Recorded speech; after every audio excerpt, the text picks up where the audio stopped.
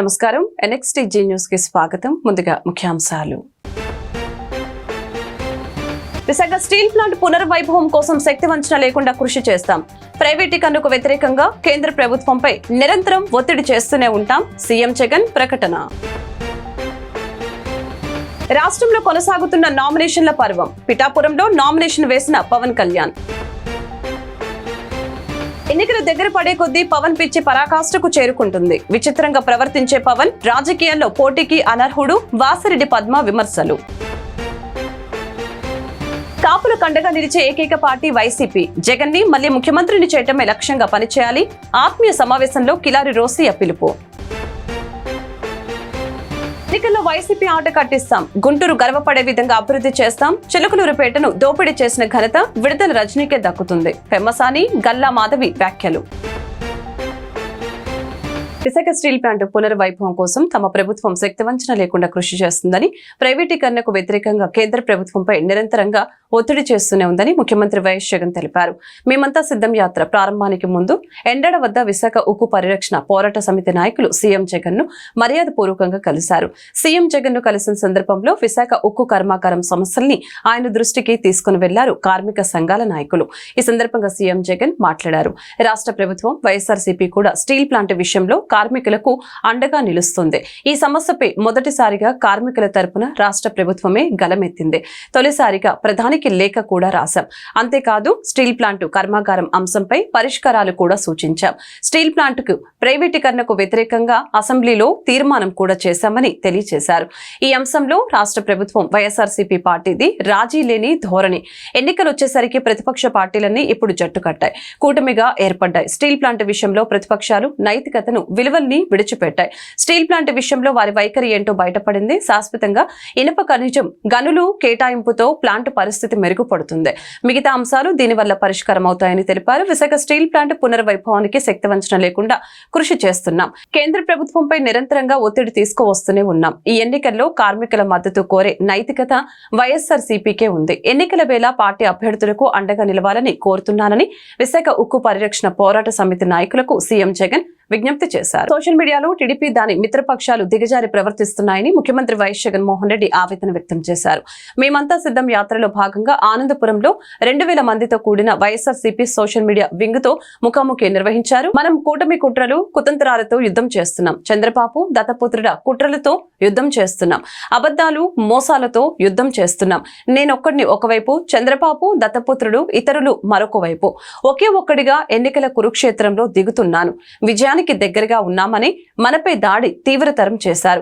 గీతాంజలిని దారుణంగా ట్రోల్ చేసి వేధించారు. టీడీపీ వ్యవస్థ ఎంత దిగజారిందో అనడానికి గీతాంజలి ఆత్మహత్య ఘటనే ఉదాహరణ. కానీ సోషల్ మీడియా మనతోనే ఉంది. సెల్ ఫోన్ ఉన్న ప్రతి ఒక్కరూ మనతోనే ఉన్నారు. దాడులకు భయపడేది లేదు. దేవుడు ఇంకా ఏదో పెద్ద స్క్రిప్ట్ ఏదో రాశాడు, అందుకే దాడి నుంచి బయటపడగలిగాము. ఈసారి ఎన్నికల్లో 175కి 175 రావాలి. 25కి 25 లోక్సభ సీట్లు గెలవబోతున్నామని సోషల్ మీడియా కార్యకర్తలతో సీఎం జగన్ తెలిపారు. ఈ రోజు ఇక్కడ మనం అంతా కూడా ఏకమయ్యాం. రాబోయే రోజుల్లో మరో 18 రోజుల్లో జరగబోతా ఉన్న ఎన్నికల కురుక్షేత్రంలో ఈరోజు మనమంతా కూడా క్రియాశీలకంగా పార్టిసిపేట్ చేసే కార్యక్రమంలో ఈరోజు అందరం కూడా షేర్ చేసుకునే విషయంలో ఈరోజు అందరం ఏకమయ్యాం. ఈరోజు నేను మీ అందరితో కూడా ఒకటే చెప్తా ఉన్నా. మనకు ఒక వైపున చూస్తే మనకు అటువైపు ఉన్న బలాలు మన దగ్గర లేవు. అటువైపు మనం యుద్ధం చేస్తా ఉన్నది ఎవరితో అని చెప్పి చూస్తే ఇటువైపున కేవలం మీ జగన్ ఒకే ఒక్కడు ఇటువైపున కనిపిస్తాడు.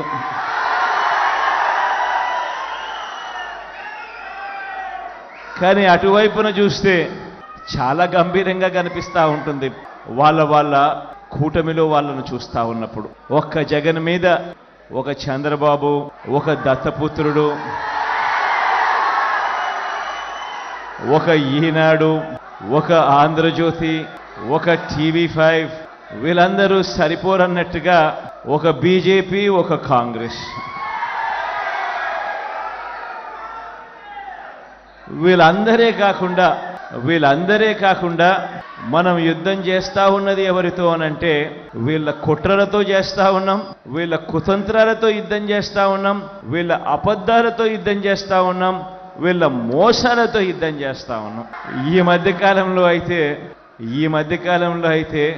వాళ్ళ ఉక్రోషం ఏ స్థాయిలోకి వెళ్ళిపోయింది అని అంటే చివరికి సోషల్ మీడియాలో మీ జగన్కు అంటే వాళ్ళ అన్నకు తాను సపోర్ట్ చేసింది అని, ఆ సపోర్ట్ కూడా పాపం తాను ఎందుకు చేసింది అని అంటే తాను జగనన్న చేసిన మంచితో తాను కూడా బాగుపడింది అని, జగనన్న వల్ల తనకు ఇల్లు వచ్చిందని, ఇంటి స్థలం వచ్చిందని, మిగిలిన పథకాలు కూడా జగనన్న వల్ల వచ్చాయని తన సంతోషాన్ని తాను సోషల్ మీడియాలో పాలు పంచుకుంటే ఏకంగా ఆ గీతాంజలి అనే నా చెల్లెల్ని ఎంత దారుణంగా ట్రోల్ చేశారో అందరం కూడా చూసాం.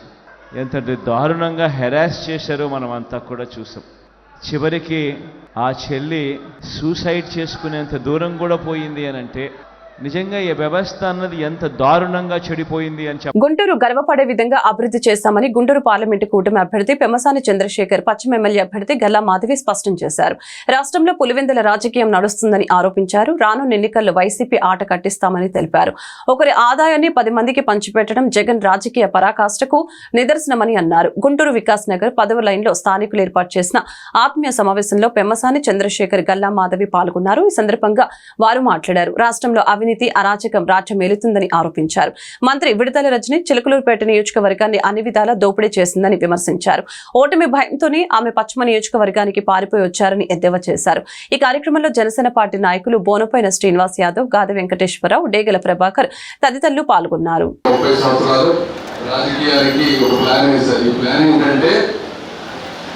₹100 ఒకరి నుంచి కొట్టడం, ఆ ₹100 10 మందికి పంచడం, ఆ చేత ఆ 10 మంది చేత ఓట్లు వేయించుకోవడం, ఇది ఆయన రాజకీయం. ఏది చేసినా కూడా ఆ విధంగానే ఆ ప్రాథమిక సూత్రంతో మాత్రమే ముందుకు వెళుతుంది. ఎందుకు అంటే మీరు చూస్తా ఉంటే కరెంటు బిల్లులు కానీ, లేకపోతే నిత్యావసర వస్తువుల ధరలు కానీ, చెత్త పనులు కానీ, ఇవన్నీ పెంచుకుంటా పోతారు. కొంతమందికి పంచుకుంటా పోతారు. ఎందుకు? వీళ్ళు ఓటింగ్కి రారు, వాళ్ళు తప్పనిసరిగా ఫస్ట్ 2-3 అవర్స్ ఓటింగ్కి వస్తారు. కాబట్టి ఎంతసేపటికి ఆ విధంగానే ఉంటుంది. మరి ఇక్కడ చూసుకుంటే సిటీలో డ్రైనేజ్ ఇష్యూ ఉంది, వాటర్ ఇష్యూ ఉంది, రోడ్ల ఇష్యూ ఉన్నాయి. డ్రైనేజీకి సెంట్రల్ గవర్నమెంట్ ₹500 కోట్ల ఇచ్చింది. స్టేట్ గవర్నమెంట్ తరఫున 400 కోట్లు మ్యాచ్ చేస్తే ఈ చుట్టుపక్కల ప్రాంతంలో డ్రైనేజ్ ఇష్యూ అనేది ఉండదు. అయితే ఆ ఇచ్చిన 500 కోట్లలో కూడా 150 కోట్లు వేరే పథకాలకి మార్చేశారు, అంటే డైవర్ట్ చేశారు. ఎగైన్ ఎందుకంటే ఇది పెద్ద ఆయనకి అనుకూలించేటువంటి ప్రాంతం కాదు, వ్యక్తిగత ప్రయోజనం కాదు. డ్రైనేజ్ అనేది జనరల్ గా వెళ్తుంది. వ్యక్తిగతంగా 2000, 3000, 5000 కోట్లకు వేస్తే ఓట్లు వస్తాయి. అది జగన్మోహన్ రెడ్డి గారు ఇచ్చినట్టు. అట్లా నేనేంటంటే ప్రతి కార్యక్రమం కూడా వ్యక్తిగత ప్రయోజనం వచ్చే విధంగా ఉంటుంది తప్పించి అందరికీ అవసరమైనటువంటి మౌలిక సదుపాయాల మీద ₹1 కూడా ఖర్చు పెట్టారు. వాటర్ సమస్య కూడా అదేటువంటి పరిస్థితి. బ్రిడ్జెస్ మొత్తం ఆగిపోయింది. బ్రిడ్జెస్ ఎందుకు ఆగిపోయింది? అది కూడా state government, central government 2 combination లో ఉంటేనే ట్రాఫిక్ సమస్యలు జరుగుతాయి. స్టేట్ గవర్నమెంట్ నుంచి ₹1 రాదు. అందుకే 5 సంవత్సరాలైనా 6 సంవత్సరాలైనా బ్రిడ్జెస్ అలానే ఉంటాయి. రోడ్లు ఉంటే అవి కూడా వ్యక్తిగత ప్రయోజనం కాదు, అందుకనే రోడ్లు వేయరు. ఇలా ఎన్నో రకమైన వాటి గురించి మాట్లాడతారు. 2 నిమిషాలు. గడిచిన అరాచకాలు మనం దృష్టిలో పెట్టుకుంటే ఈరోజు పోలింగ్ అనేది మనకి పర్సంటేజ్ లెవెల్స్ లో ఇప్పటిదాకా తగ్గింది. కానీ ఇక్కడ అమ్మలందరూ ఎంతో మంది అమరావతి ఉద్యమం పేరుతో రోడ్ల మీదకి వచ్చి ఉద్యమం చేసి పోరాడిన పరిస్థితుల్లో ఇంకా పోలింగ్ తగ్గుతుంది అనే అపనమ్మకం మాత్రం నాకు లేదు. ఖచ్చితంగా ఈసారి 90% పోలింగ్ వచ్చి తీరుతుంది. ఎన్ని ఉద్యమాలు, ఎన్ని పోరాట పట్టుబడులు మనం చూసుకుంటే పోలింగ్ అనేది వెనక్కి వెళ్ళదు. అయితే దానికి నిదర్శనం నిన్న నామినేషన్ ప్రక్రియ. ఎంతమంది ఎండలు కూడా లెక్క చేయకుండా నీరాజనాలు పలికారు. రోడ్డు ప్రతి కూడల్లో రోడ్డు మొత్తం ఒక మానవ హారంలాగా ఏర్పడి స్వాగతం పలికి నామినేషన్ ప్లేస్ దాకా తీసుకెళ్ళడం జరిగింది. అంటే దాని అర్థం ఏంటంటే పోలింగ్ గురించి ఆలోచించాల్సిన పని లేదు. ఇప్పుడు కేవలం మెజారిటీ, ఇంకా మనం ఇంకెంతమంది ఇన్ఫ్లుయెన్స్ చేయొచ్చు, ఇంకెంతమందిని మనం లాక్ రావచ్చు అన్న దాని మీద మనం శ్రద్ధ పెట్టాలి. ఈ రోజు ఇంకొకటి, నిన్నటి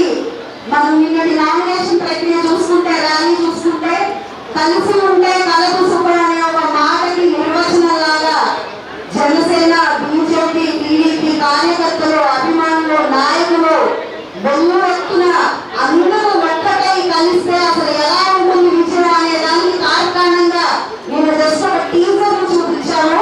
దానికే ప్రతిపక్షాన్ని వెన్నులో ఒడుగు పుట్టి ఇక బయటికి రావాలా వద్దా, పెట్టే ప్రతి రూపాయి కూడా అనవసరపు ఖర్చు అవుతుంది అనే ఉద్దేశం వాళ్ళకి వెళ్ళిపోయింది. కాబట్టి మనం ఇదే ఉత్సాహం ఊపు వచ్చే 20 రోజులు కూడా కనబరిచి ఘన విజయం సాధించుకుని గుంటూరుని ఒక ఐకాన్ సిటీ చేయాలి మనం స్టేట్ లో. ఎన్నికలు దగ్గర పడే కొద్దీ పవన్ పిచ్చి పరాకాష్ఠకు చేరుతుందని వైఎస్ఆర్సీపీ నాయకురాలు వాసిరెడ్డి పద్మ ధ్వజమెత్తారు. ప్రజల ముందు బహిరంగ సభల్లో ఈ రకమైన తీరు ప్రదర్శిస్తున్న పవన్ కళ్యాణ్ రాజకీయాల్లో పోటీకే అనర్హుడని చెప్పారు. తాడేపల్లిలోని వైఎస్ఆర్సీపీ కేంద్ర కార్యాలయంలో ఆమె మీడియాతో మాట్లాడారు. పవన్ ఉచ్చం నీచం లేకుండా మాట్లాడుతున్నారని విమర్శించారు. ఇంకా ఆమె ఏమన్నారంటే, పవన్ కు ఒళ్లంతా ఓటమి భయం పట్టుకుంది, ఆ భయంతో పిచ్చి పిచ్చిగా మాట్లాడుతూ ఉన్నారు. పవన్ ప్యాకేజీ రాజకీయాల కోసం చిరంజీవిని కూడా రాజకీయాల్లోకి తీసుకొస్తున్నారు. ఏపీలో రాజకీయాల్లో పవన్ సినిమా ఫ్లాప్ అయింది. సినీ స్టార్ గా చిరంజీవి అంటే అందరికీ గౌరవం.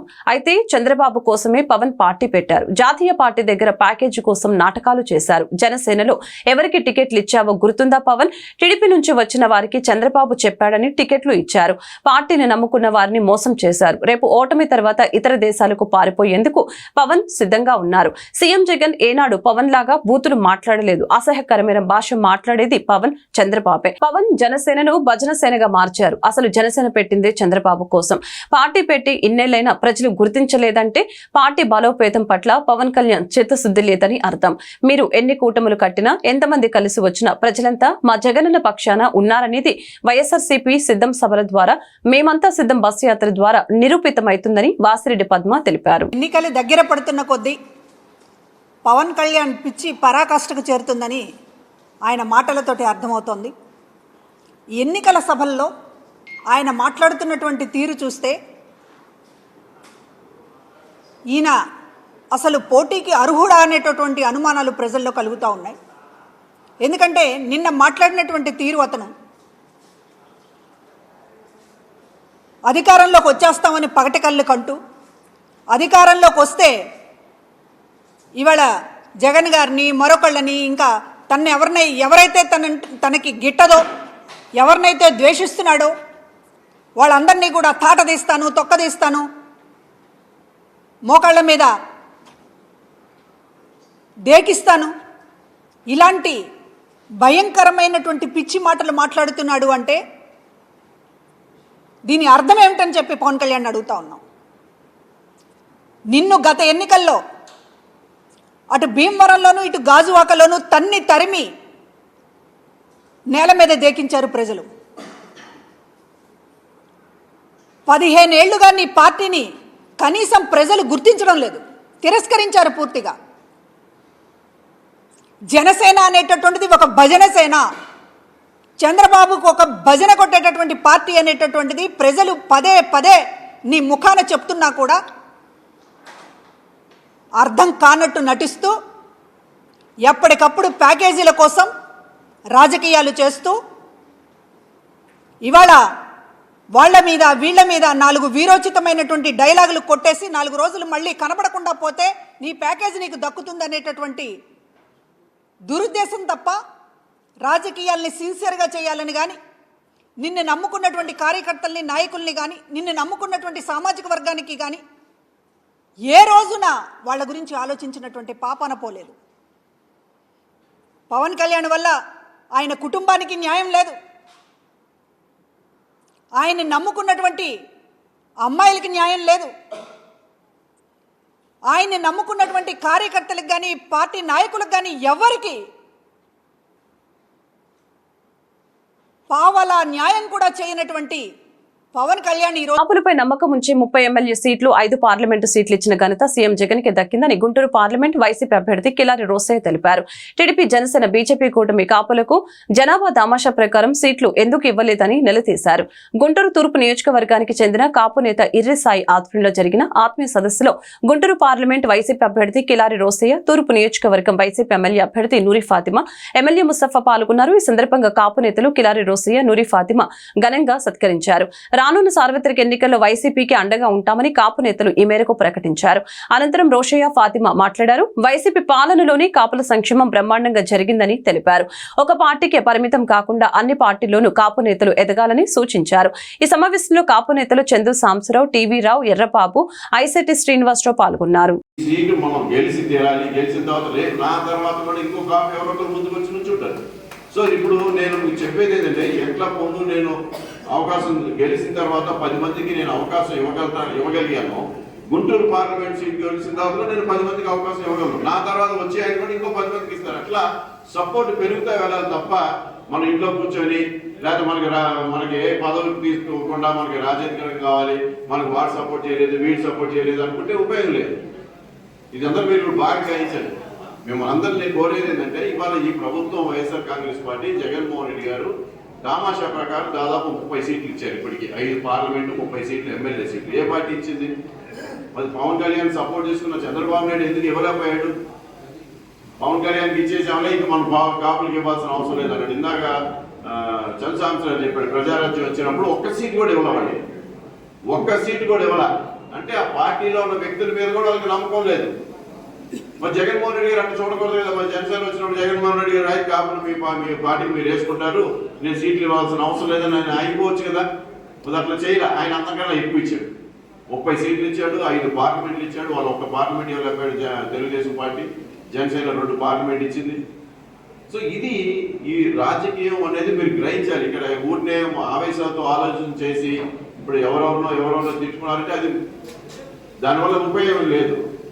అల్టిమేట్గా మనకి ఏంటి ఉపయోగం? ఏ పార్టీ మనకి లబ్ధి చేకూరుస్తుంది? ఇవాళ చూడండి, జగన్మోహన్ రెడ్డి గారు ఆ రోజు రిజర్వేషన్ గురించి మాట్లాడిన తర్వాత 2000 కోట్ల రూపాయలు ప్రతి సంవత్సరం చొప్పున 5 సంవత్సరాలు 10,000 కోట్లు ఇస్తా ఉన్నారు. వాస్తవే కదా. సో దాని తర్వాత ఇవాళ సంక్షేమ పథకాలు పెడితే ఎంత ఇచ్చారు తెలుసు? కాపులకి 33,941 కోట్లు ఇచ్చారు. ఆయన చెప్పింది 10,000. అంటే అన్ని స్కీమ్స్ కలిపి మనకే ప్రత్యేకంగా ఇవ్వాల, అందరితో పాటే. కానీ వాళ్ళ రాజకీయంగా ఏం చేస్తున్నారు? కార్పొరేషన్ ద్వారా ఫారెన్ లోన్స్ ఇవ్వలేదు అంటారు. అసలు ఇక్కడ రాజకీయ మొత్తం స్కీమ్స్ మొత్తం అందరికి ఇస్తుంటే నీకు ఒక కార్పొరేషన్ చాలా మంది చూస్తుంటారు మీరు పేపర్లో, బీసీ నాయకులు, కొన్ని టీడీపీ సంఘాలు బీసీ ఎప్పటి నుంచో తూర్పు నియోజకవర్గంలో కాపులు అభివృద్ధికి మంచి కోరుతున్నటువంటి మహమ్మద్ ముస్తఫా గారి తనయురాలు షేక్ నూరీ ఫాతిమా గారి కూడా ఈరోజు పిలవడం జరిగింది. వారందరినీ ఆత్మీయ సభకి పిలిచి ఆ కాపుల తూర్పు నియోజకవర్గ కాపుల ఆధ్వర్యంలో వారి మద్దతును తెలుపుతూ మేమందరం వాళ్ళందరినీ మేము ఆహ్వానించి వారి కూడా వారి విలువైన సమాచారాన్ని మా కాపులకి రాబోయే కాలంలో మాకు ఏమేమి చేస్తారో వాళ్ళు చెప్పడం జరిగింది. గతంలో కూడా ముస్తఫా గారు చెప్పిన విధంగా కాపు కళ్యాణ మండపాన్ని ఓపెన్ చేయిస్తున్నారు. అదేవిధంగా ఆయన 50 లక్షల స్వయం నిధులతోటి ఏర్పాటు చేయడమే కాకుండా దానికి శ్రీ స్వర్గీయ వంగవీటి మోహన్నంగా గారి నామకరణం చేస్తూ దాన్ని తీర్మానం చేసి దాన్ని ఓపెన్ చేయడం కూడా జరిగింది. అదే చెప్పారంటే జగన్మోహన్ రెడ్డి సారథ్యంలో ఉన్నటువంటి ప్రతి ఒక్క మాట, ప్రతి ఒక్క నియోజకవర్గంలో ఉండే అభ్యర్థులు కూడా శిరసా వహిసి చేస్తారని చెప్పి మేమందరూ కాపులందరూ నమ్ముతున్నాము. అదేవిధంగా నూరీ ఫాతిమా గారు కూడా చెప్తూ మాకు పాత గుంటూరులో ఎటువంటి కాపులకు అపర కర్మల సత్రము కానీ ఒక హాస్టల్ సదుపాయాలు కానీ వెనువెంటనే చేస్తామని చెప్పి వారు చెప్పడం జరిగింది. దానికి సంబంధించిన ప్లేస్ కూడా గతంలో ముస్తఫా గారికి చర్చించడం జరిగింది. గుంటూరు తూర్పు కాపు సమైక్య ఆధ్వర్యంలో ప్లేసులు కూడా మేము చూపించడం జరిగింది. వాటన్నిటినీ యుద్ధ ప్రాతిపదికన గెలవంగానే కాపులకు ప్రాధాన్యత ఇస్తూ చేస్తామని చెప్పి చెప్పడం జరిగింది. రోసయ్య గారు కూడా మాకు చెప్పడం ఏంటంటే, నేను లోకల్గా ఉన్నాను, ఇప్పుడు గతంలో 2 పర్యాయాలుగా గల్లా జయదేవులాంటి చూసాము. ఇక్కడ పట్టుమని 10 రోజులు కూడా గుంటూరులో నివాసం ఉండలేనటువంటి నాయకులు కావాలా, స్థిరంగా లోకల్గా ఉండి మిర్చి అంట ఘాటుగా ఉండేటువంటి రోసయ్య గారు ప్రతి ఒక్కరికి స్పందిస్తారని చెప్పి పార్లమెంట్ పరిధిలో ఉండే రోసయ్య గారిని కాపులందరూ గెలిపించుకుంటామని చెప్పి ఈ సభ చెప్పడం జరిగింది. రామోజీరావు అక్రమ వ్యాపార సామ్రాజ్యం దేశం మొత్తం విస్తరించిందని జాతీయ మీడియా అధ్యక్షులు దేవులపల్లి అమర్ తెలిపారు. రామోజీరావు తమ స్వార్థం కోసం అన్ని వ్యవస్థల్ని ధిక్కరించారని చెప్పారు. ఒక్క మాటలో చెప్పాలంటే రాజకీయ వ్యవస్థ మొత్తం ఆయన ముందు చతికిల పడిందని తెలిపారు. గుంటూరులో ఆక్సిలరీ సొసైటీ వ్యవస్థాపకులు మాదిరెడ్డి శ్రీనివాస్ రెడ్డి ఆధ్వర్యంలో రోత రాతలు రామోజీ మోసాలు అనే అంశంపై గుంటూరులో చర్చా కార్యక్రమం జరిగింది. ఈ సందర్భంగా అమర్ మాట్లాడారు. 30 సంవత్సరాల వయస్సు నుంచే రామోజీరావు అక్రమాలకు పాల్పడుతున్నారని ఆరోపించారు. అలాంటి రామోజీరావు సీఎంగా జగన్మోహన్ రెడ్డి చేసింది అంతా అవినీతి అని తమ పత్రికల్లో రాయిస్తున్నారని, ఇంతకంటే అన్యాయం ఉందా అని ప్రశ్నించారు. వ్యాపార రంగంలో ఆయన కొనసాగించిన పలు అక్రమాల గురించి ఈ సందర్భంగా వివరించారు. ఈ కార్యక్రమంలో నాగార్జున రెడ్డి, ఓం ప్రకాష్ రెడ్డి, మురళి, ప్రభాకర్ రెడ్డి తదితరులు పాల్గొన్నారు. 1976లో నేను ఈనాడు దినపత్రికలో జర్నలిస్ట్గా నా వృత్తి జీవితం ప్రారంభించినాను. కాబట్టి ఆయన నా మొదటి యజమాని. తర్వాత చాలా పత్రికల్లో పనిచేసినాను, చాలామంది యజమానుల దగ్గర పనిచేసినాను. నేను మీ అందరూ ఇవాళ రామోజీరావు గారి నాయకత్వంలో, నేతృత్వంలో వెలువడుతున్న ఈనాడు దినపత్రిక కానీ, ఆయనకు సంబంధించిన వివిధ న్యూస్ ఛానళ్ళు కానీ, అవి రాస్తున్న రాతల్ని గురించి, ప్రసారం చేస్తున్న కార్యక్రమాలను గురించి చాలామంది విమర్శనాత్మకంగా మాట్లాడుతూ ఉన్నారు. ఒక్క అంశమే కాకుండా అంటే మార్గదర్శి ఫైనాన్షియల్స్ సంబంధించిన అంశమే కాకుండా నాగార్జున రెడ్డి గారు మాట్లాడుతున్నప్పుడు వరుసగా చెప్పినారు ఆయనకి ఎన్ని వ్యాపారాలు ఉన్నవి అనేది. డ్రెడ్జింగ్ దగ్గర నుంచి, హోటళ్ళ దగ్గర నుంచి, పచ్చళ్ళ దగ్గర నుంచి, శీతల పానీయాల దగ్గర నుంచి, సినిమాల దగ్గర నుంచి, సీరియళ్ళ దగ్గర నుంచి, పత్రికా వ్యాపారం, ఎలక్ట్రానిక్ మీడియా, న్యూస్ ఛానళ్ళు, ఇట్లా రామోజీరావు గారి వ్యాపార సామ్రాజ్యం వేళ్ళూని కొనిపోయి ఉంది ఈ రాష్ట్రంలో, ఈ దేశంలో. జాతీయ ప్రభుత్వంలో ఉన్న పెద్దలు, ప్రధానమంత్రులు, కేంద్ర మంత్రులు, రాష్ట్రాల ముఖ్యమంత్రులు అయితే చెప్పాల్సిన పని లేదు. ఎట్లా ఆయన ముందు సాగిలపడతారో, ఎట్లా ఆయన దర్శనం కోసం హైదరాబాద్ శివార్లలోని, మీరు గుంటూరు నుంచి హైదరాబాద్ పోయేటైతే ముందుగా రామోజీరావు గారి సామ్రాజ్యాన్ని దర్శించుకొని మీరు నగరంలో ప్రవేశించాలి. రామోజీ ఫిలిం సిటీ, ఇంతకుముందు నేను చెప్పిన వ్యాపారాల వరుస క్రమంలో అది కూడా ఉన్నది. రామోజీరావు గారు ఈ వ్యవస్థలోని అన్ని చట్టబద్ధమైన సంస్థలకు తాను అతీతుడిని అని అనుకుంటారు. ఆయన అట్లా అతీతుడిగానే వ్యవహరిస్తారు. అట్లా ఆయన్ని అతీతుడిగా వైసీపీ పాలనలో గుంటూరు తూర్పు నియోజకవర్గం అన్ని విధాల అభివృద్ధి సాధించిందని వైసీపీ ఎమ్మెల్యే అభ్యర్థి నూరి ఫాతిమా తెలిపారు. 53వ డివిజన్లో 7.5 కోట్లతో పలు అభివృద్ధి పనులు చేపట్టినట్లు వివరించారు. ఈ మేరకు స్థానిక 53వ డివిజన్ కార్పొరేటర్ దూపాటి వంశీ ఆధ్వర్యంలో జరిగిన ఎన్నికల ప్రచారంలో నూరి ఫాతిమా పాల్గొన్నారు. ఈ సందర్భంగా స్థానికులు ఆమెకు అపూర్వ స్వాగతం పలికారు. గడప గడపకు వెళ్లి ఫ్యాన్ గుర్తుపై ఓటు వేసి గెలిపించవలసిందిగా నూరి ఫాతిమా ప్రజల్ని అభ్యర్థించారు. ఈ సందర్భంగా రాష్ట్ర ప్రభుత్వం అమలు చేస్తున్న సంక్షేమ కార్యక్రమాల గురించి ప్రజలకు గుర్తు చేశారు. ఈ కార్యక్రమంలో డివిజన్ వైసీపీ నాయకులు పెద్ద సంఖ్యలో పాల్గొన్నారు. ఈరోజు ఎన్నికల ప్రచారం చాలా బాగా జరిగింది. గడప గడపకి వెళ్ళినా, ఏ ఇంటికి వెళ్ళినా నూరమ్మను ఆశీర్వదించి ఫ్యాన్ గుర్తుకే ఓటేస్తాం. జగన్మోహన్ రెడ్డి గారు ఇచ్చిన పథకాలు, సంక్షేమ పథకాలు కానీ, ఇళ్ల స్థలాలు ఏవైనా కానీ వచ్చినాయి అని ఎంతో సంతోషంగా నూరమ్మ గారి దగ్గరికి వచ్చి ఆశీర్వదించి మళ్ళీ జగన్మోహన్ రెడ్డి గారిని సీఎం చేసుకుంటామని ఈ ప్రాంత ప్రజలు ఎదురొచ్చి మరి స్వచ్ఛందంగా ర్యాలీలో పాల్గొని వాళ్ళే విజయవంతం చేశారు. ఖచ్చితంగా 2024 ఎలక్షన్లో 53వ డివిజన్ నుంచి అత్యధిక మెజార్టీతో నూరి ఫాతిమా గారిని గెలిపిస్తామని చెప్పి వచ్చింది. ఇప్పటివరకు నేను కార్పొరేటర్ అయిన తర్వాత దాదాపు 7.5 కోట్ల అభివృద్ధి కార్యక్రమాలు జరిగినాయి. గతంలో ఇప్పుడున్న రోడ్డు ఇదే చూడండి. 40 సంవత్సరాల నుంచి ఇక్కడ రోడ్డు లేదు. మనం వచ్చిన తర్వాతే నూరి ఫాతిమా గారి ఆధ్వర్యంలో ఈ రోడ్డు వేయడం జరిగింది. అదిగాక ఈ పక్క లైన్లో కూడా 18 లక్షలు పెట్టి డ్రైను రోడ్డు వేశారు. ఇది కూడా 40 లక్షలు పెట్టి వేశారు. ఇట్లాగే అర్బన్ హెల్త్ సెంటర్లు కట్టించారు. అనేక సంక్షేమ పథకాలు వచ్చినాయి.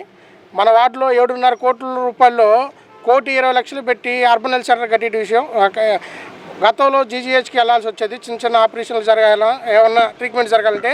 ఇప్పుడు 53వ డివిజన్ ప్రజలకు అందుబాటులో అర్బన్ హెల్త్ సెంటర్ ఉండటం వల్ల రోజుకి 100 నుంచి 150 ఓపీలు జరుగుతున్నాయి.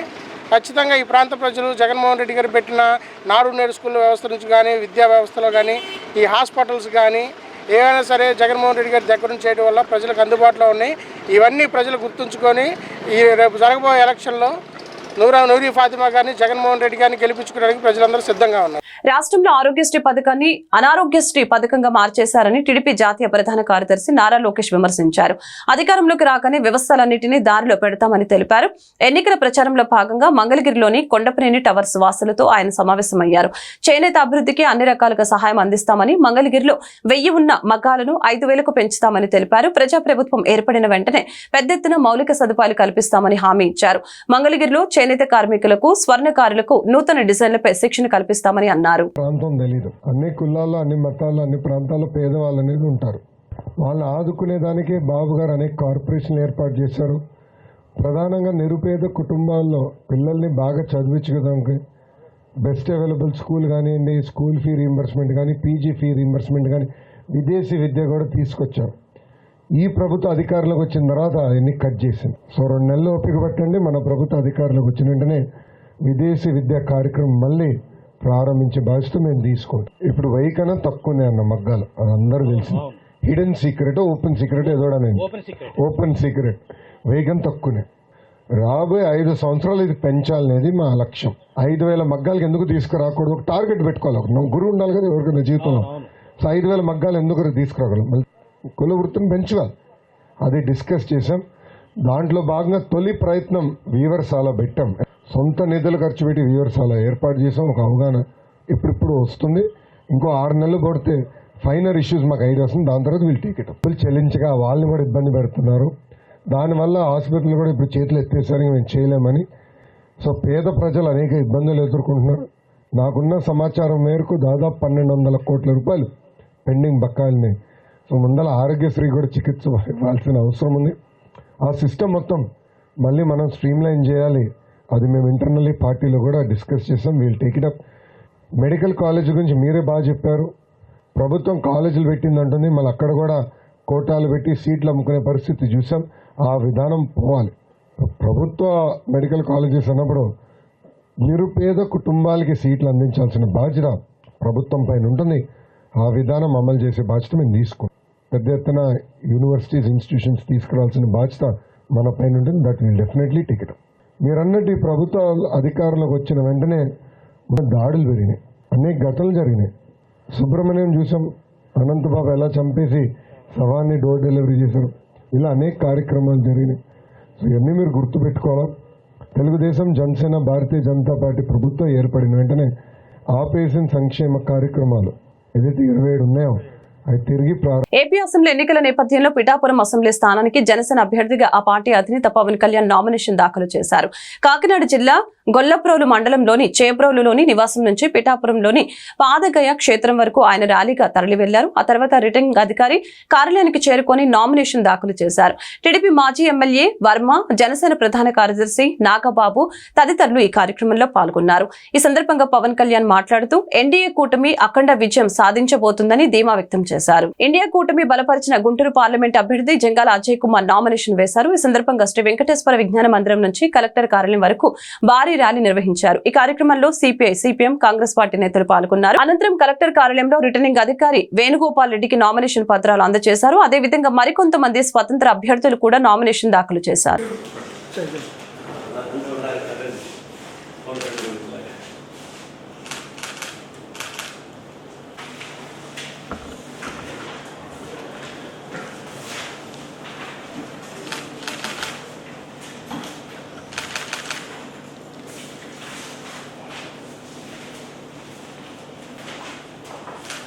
వార్తలు ముగించే ముందు ముఖ్యాంశాలు మరొకసారి.